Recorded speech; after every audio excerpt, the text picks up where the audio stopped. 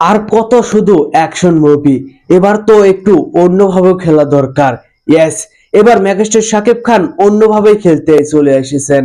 এবার নতুন ছবিতে নতুন ভাবে প্রেজেন্ট হতে চলেছেন মেগাস্টার শাকিব খান। হাই, আমি আজকের ভিডিওতে আলোচনা করব মেগাস্টার শাকিব খানকে নিয়ে। বেশ কিছু আপডেট নিয়ে আপনাদের মাঝে চলে এলাম আমি তারামিয়া। তো চলুন মূল বসিবে। মেগাস্টার শাকিব খান প্রতিনিয়ত নতুন নতুন ভাবে প্রেজেন্ট হয়ে যাচ্ছে। গত ৩-৪ বছর থেকে তো সে নতুন ভাবে প্রেজেন্ট হতে হতে সে নিজেকেই ছাড়িয়ে গেছে। এমন এমন লুকে আসছে, এমন এমন রেকর্ড করে যাচ্ছে যে রেকর্ড গুলো কেউ কখনো ভাঙতে পারবে বলে মনে হচ্ছে না। সে নিজের রেকর্ড নিজে ভেঙে যাচ্ছে।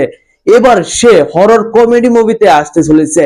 ক্যারিয়ারের প্রথম হয়তো বা নাকাব সিনেমায় তাকে হরর কমেডি মুভিতে দেখা গেছিল, তবে সেই সিনেমা ছিল একটু কমেই।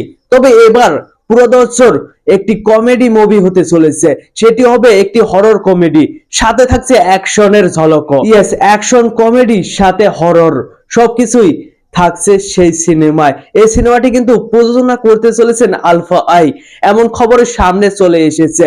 যদিও এটা বাস এখনো, যদিও এটা গুঞ্জন এখনো, তবে এই খবরটা হওয়ার সম্ভাবনা বেশি।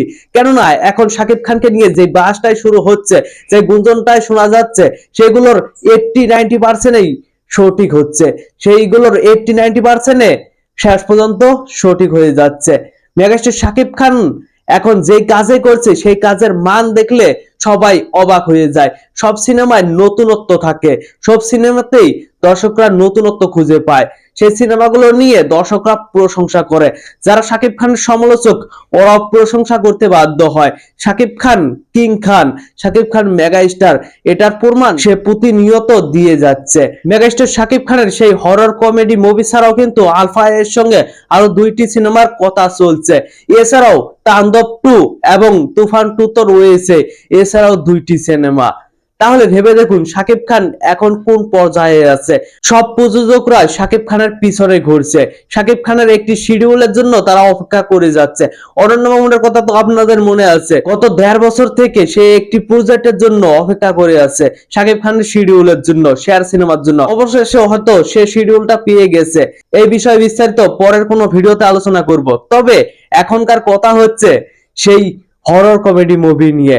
আপনারা এই সিনেমাটি নিয়ে কতটা আশাবাদী? আমি কিন্তু আশাবাদী, কেননা শাকিব খানকে নাকাব সিনেমার পর আর কোন সিনেমাতে হরর কমেডি মুভিতে দেখা যায়নি।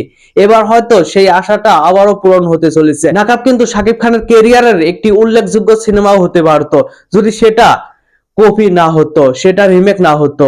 রিমেক না হলে কিন্তু সেই সিনেমাটি অনেক বেশি সাফল্য পেত। এবার দেখা যাক সেই সিনেমাটি কেমন ব্যবসা করতে পারে। হরর কমেডি মুভিটি যদি আসে তাহলে হয়তো 2026-এর কোনো একটি উৎসবে রিলিজ পাবে, ঈদ না হলেও অন্য কোনো উৎসবে রিলিজের প্ল্যান আছে। যাই হোক, আপনাদের মতামত অবশ্যই কমেন্ট বক্সে জানাবেন। ধন্যবাদ পুরো ভিডিওটির সঙ্গে থাকার জন্য।